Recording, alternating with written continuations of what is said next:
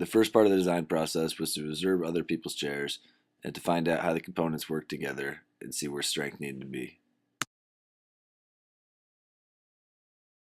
The next step of building the chair was to brainstorm some ideas of how we could work the requirements into the chair while keeping it as light as possible.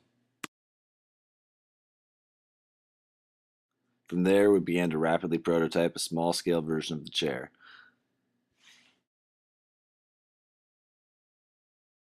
As you can see here, we ended up with many different prototypes for the different legs and the different bodies of how the chair would sit together.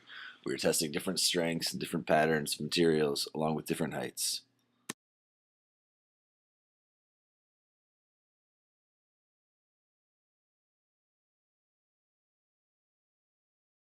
After our chair was destroyed, it was back to the drawing board. We tried to incorporate some of the positives from our last chair and try to steer away from some of the design flaws that caused it to crash under the weight of one team member.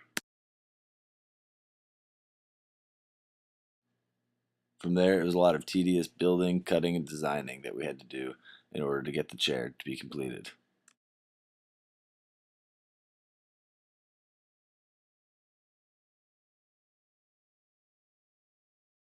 After each build, it was key to go back in and refine some key elements to make the chair more and more successful. After days of work and many prototypes, our chair was completed. We could finally sit on it. I feel like legs up, a king on his throne. It's really uncomfortable. Chair is awesome. Right? Yeah, it's nice and stable. I don't feel like it's gonna break or anything. Yeah, it's a